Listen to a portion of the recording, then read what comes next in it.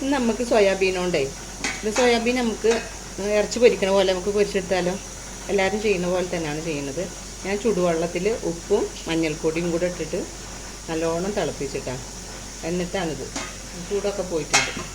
ഇത് നമുക്കിനി നന്നായിട്ട് കഴുകിയെടുക്കാം. കഴുകിയെടുത്തിട്ട് ഇത് ഞാൻ കട്ട് ചെയ്യുന്നില്ല.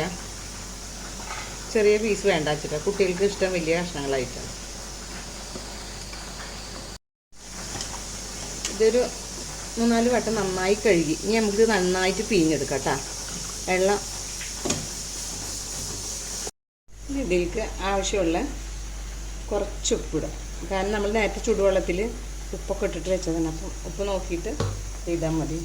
ഇതുപോലെ ആവശ്യത്തിന് മഞ്ഞൾപ്പൊടി, നമ്മൾ ഇറച്ചി പൊരിക്കുന്ന പോലെ തന്നെ. കുറച്ച് മുളക് പൊടി ഇച്ചിരി വേണം കേട്ടോ.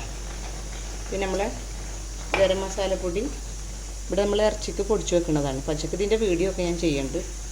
എന്നിട്ട് നമ്മൾ മിക്സ് ചെയ്യാം. നന്നായിട്ട് ഇത് മിക്സ് ചെയ്യണം. ഇതിൻ്റെ മേലെ നമുക്ക് കുറച്ച് വെളിച്ചെണ്ണ ഒഴിച്ച് കൊടുക്കണം കേട്ടോ. ഇതിൻ്റെ മേലെ കുറച്ച് പച്ച വെളിച്ചെണ്ണ ഒഴിച്ച് കൊടുക്കാം. നമ്മൾ ഇറച്ചി മീനൊക്കെ മസാല വറ്റുമ്പോൾ എണ്ണ ഒഴിച്ച് കൊടുക്കുമല്ലോ. അല്ലാതെ എരിവ് വേണ്ട. അപ്പം ഒരു കുത്തണ പോലെ ഉണ്ടാവും. ചെറിയൊരു എരിവില്ലേ.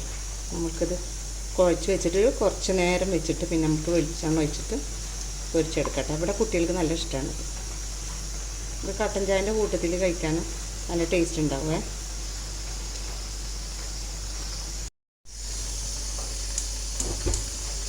നമ്മൾ ചട്ടി വെച്ച് ചട്ടി ചൂടായിട്ടുണ്ട്. ഇനി നമ്മൾ ആവശ്യത്തിന് ഓയിൽ വെച്ച് കൊടുക്കാം. എന്നിട്ട് നമ്മൾ ഉണ്ടാക്കി വെച്ചാൽ നമ്മളത് ചട്ടിയിലേക്ക് വെച്ച് കൊടുക്കാം. ഞാൻ മൊത്തത്തിൽ ഇടാം കേട്ടോ. അതിൻ്റെ മേലെ കുറച്ച് വേപ്പിൻ്റെ ഇല ഇട്ട് കൊടുക്കാം.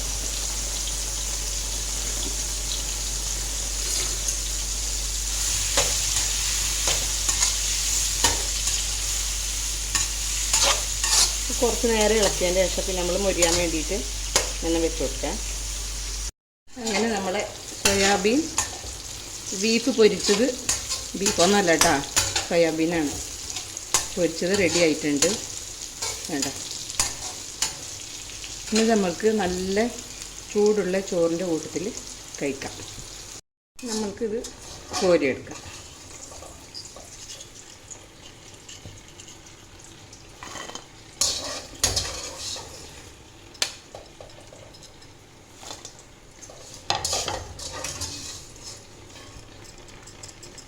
നമ്മൾ സോയാബീൻ ബീഫ് പൊരിച്ചത് റെഡി ആയിട്ടാ.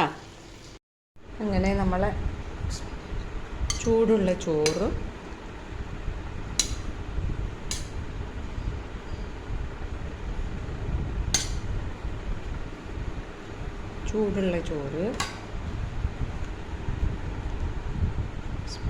കുറച്ച് തൈര്,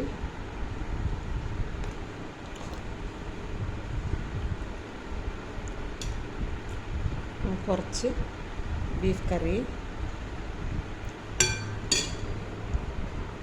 പിന്നെ കുറച്ച് ബീഫ് പൊരിച്ചത്,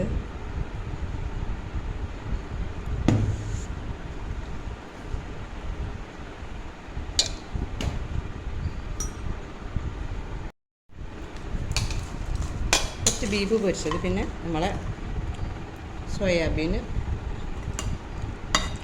കുളം,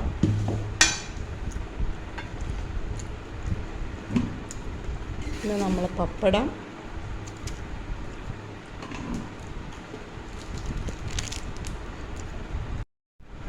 ശരിക്കോളച്ചാർ.